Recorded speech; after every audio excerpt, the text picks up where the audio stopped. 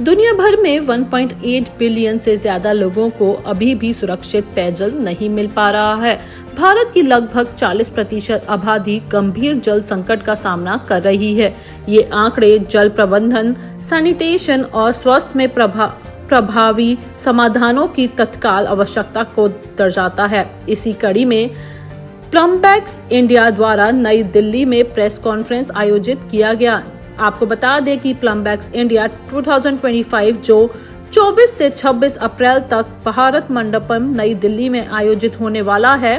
भारत में plumbing, sanitation और water manage professionals का सबसे बड़ा कार्यक्रम है, जो भारत के जल संकट को हल करके समाधानों पर केंद्रित उद्योग के लीडर्स, इनोवेटर और पॉलिसी मेकर्स को एक साथ लाएगा। प्लम्बैक्स इंडिया में 1,25,000 स्क्वायर फुट डिस्प्ले एरिया है, जहां पर 125 स्टॉल हैं, जहां हम पानी बचाने की पूरी टेक्नोलॉजी डिस्प्ले कर रहे हैं। और प्लम्बैक्स 3 साल बाद दिल्ली आया है, तो हम टारगेट कर रहे हैं कि 15,000 वहाँ पर विजिटर आए 3 दिन में। और मनोहर लाल खट्टर जी ने बोला है कि वो इसको इनॉग्रेट करेंगे, जो minister of housing and urban affairs हैं। और आदरणीय टोकन शाहू जी, जो मिनिस्टर ऑफ स्टेट हैं, वो हमारे गेस्ट ऑफ ऑनर हैं। और हमारे स्पेशल इन्वाइटी जो डेनमार्क के एम्बेसडर हैं, वो भी आएंगे। डेनमार्क पार्टनर कंट्री है, क्योंकि डेनमार्क पानी में बहुत काम कर रहे हैं। सिंगापुर प्लम्बिंग सोसाइटी का भी प्रेसिडेंट आ रहा है, जहाँ पर 80% पानी हम रीयूज करते हैं, यूज करते हैं। तो इसलिए प्लम्बैक्स बहुत इम्पोर्टेंट है कि हम अपने देश को कैसे वाटर पॉजिटिव बनाएं। सर, अवेयरनेस कैसे क्रिएट करेंगे लोगों के माइंड में कि पानी को ज्यादा गंदा ना करें और वेस्ट ना करें? हम इसीलिए प्लम्बैक्स इसीलिए करते हैं कि हम अवेयरनेस क्रिएट करें कि वहाँ पर जैसे हम एडवर्टीजमेंट पेपर में भी दे रहे हैं, बिलबोर्ड्स में भी दे रहे हैं। ये नहीं कि हम खाली कंसल्टेंट्स को बुलाएं या आर्किटेक्ट को बुलाएं, लेकिन हम जो कॉमन मैन है वो कैसे आके हमारे से सीखे कि बॉस पानी नहीं है कल, और जल नहीं है तो हमारे पास कल नहीं है, तो हमको कैसे भी जल बचाना है। 24 से 26 अप्रैल तक जो आपका एग्जीबिशन लग रहा है, उसमें कितने लोग आने की संभावना है? 15,000 आएंगे लोग, 5,000 पर डे। कितनी कंपनियां इंक्लूडेड है उसमें? 125 स्टॉल हैं, 125 कंपनियां हैं। B2B मीटिंग्स होंगी वहाँ, बिजनेस टू बिजनेस मीटिंग हम अरेंज कर रहे हैं उनके लिए।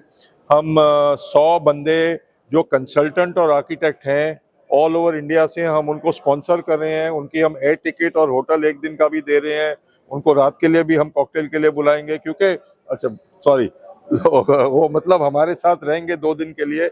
और उनकी हम B2B मीटिंग्स करेंगे, सो दैट वो जो भी लोग आए, आबादी आए, उनको हम एजुकेट करें। वो इंटरनेशनल लेवल पे भी किसी को बुलाया गया या सिर्फ इंडिया से? नहीं, ऑल ओवर द वर्ल्ड से हैं। सर, आप प्लम्बैक्स इंडिया के बारे में क्या कुछ बताना चाहेंगे? बेसिकली जैसे मैंने कहा है कि हम लोग पॉलिसी बनती है, उसके बाद लार्ज इम्प्लीमेंटेशन होता है, फिर ग्राउंड लेवल इम्प्लीमेंटेशन होता है।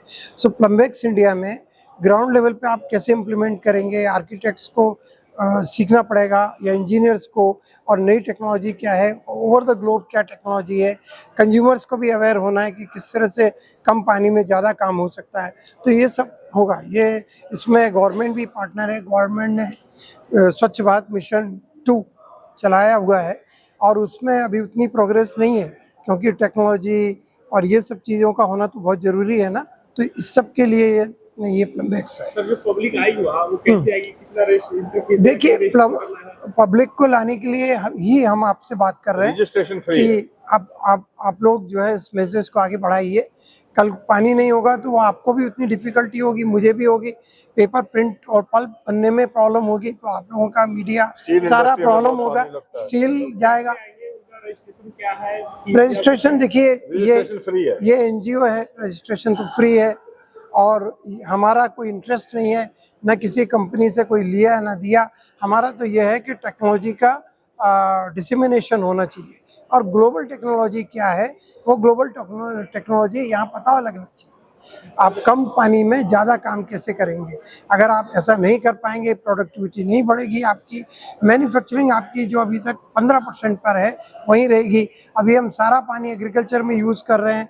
हमारे लिए पीने के पानी की असुविधा है, जैसे बता रहे हैं कि सारा का सारा वेस्ट वाटर भी हम ट्रीट नहीं कर पा रहे हैं। तो कहीं ना कहीं इस तरह से होना चाहिए कि आपकी बिल्डिंग में पानी आया, आप ही ने ट्रीट कर लिया, आप ही ने उसको रीयूज़ कर लिया, आपने रिसाइकिल कर दिया। ये सिंगापुर में होता है, ये और भी कई जगह डेनमार्क में हो रहा है, तो हम इसीलिए उन लोगों के साथ कोलैबोरेट कर रहे हैं। कि साइंस और टेक्नोलॉजी दिन रात बदल रही है, तो आप ये सोचिए कि बिल्डिंग लाइन में भी बहुत चेंजेस आते हैं।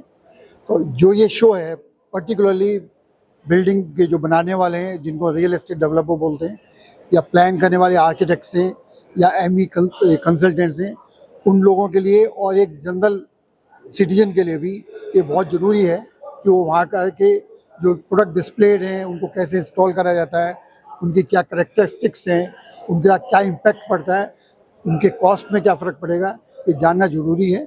और उसके लिए हम उनको रिक्वेस्ट करते हैं कि वो 3 दिनों में ज़्यादा से ज़्यादा नंबर में आए। आप अभी रेन वाटर हार्वेस्टिंग से उसका संबंध क्या जानना चाहते हैं? मतलब ये दोनों डिफरेंट क्वेश्चन दोनों डिफरेंट क्वेश्चन है, मैं आपको बताता हूँ। जब आप रेन वाटर हार्वेस्टिंग करते हैं, रेन वाटर हार्वेस्टिंग का 2 तरीका है करने का। आप जो जल का पानी है, जो वर्षा का पानी है, उसको आप ज़मीन के अंदर, हमारा ज़मीन जो है वो एक बहुत बड़ा वाटर टैंक है, उसकी एक अपनी एब्जॉर्प्शन और स्टोरेज कैपेसिटी है जो आपको फ्री मिली है, नेचर ने फ्री दी है। पर वो किसी जगह पे वो कम है, किसी जगह पे ज़्यादा है। जहाँ पे रेतीली ज़मीन है वहाँ पे वो ज़्यादा है, जहाँ पे पथरीली ज़मीन है या जहाँ पे चट्टान है वहाँ पर वो कम है। जब हम रेन को उसी में जाने देते हैं स्टोरेज में, तो जो नीचे हमारे पास पानी है जिसके अंदर सॉल्ट कंटेंट ज़्यादा है, पर रेन का जो पानी है उसका सॉल्ट कंटेंट बहुत कम है, तो हमारी पानी की गुणवत्ता बढ़ती है, जो हमें फिर ज़मीन से पानी मिलता है वो बेटर होता है। तो ये तो रेन वाटर हार्वेस्टिंग का एक तरीका है। दूसरा रेन वाटर हार्वेस्टिंग का ये तरीका है, यहाँ पे हम उस पानी को ज़मीन में वापस नहीं डाल सकते, हम बड़े टैंक्स बना सकते हैं, उसको स्टोर कर सकते हैं। ये तरीका राजस्थान में, पहाड़ों में, ये हमारी हेरिटेज है जिसको हम भूल गए हैं। इसको दोबारा रिवाइव करना है और हमारी ऑर्गेनाइजेशन इस लाइन में बहुत काम करती है। और जब आप इस प्रदर्शनी में आएंगे तो इनको मॉडर्न बिल्डिंग्स में इन सिस्टम्स को कैसे इनकॉर्पोरेट किया जा सकता है या उसके लिए क्या प्रोडक्ट्स अवेलेबल हैं, वो सब आप वहाँ पर देखेंगे। रजिस्ट्रेशन ऑनलाइन होगा या ऑफलाइन होगा? ये रजिस्ट्रेशन ऑनलाइन है, अवेलेबल है। आप वहाँ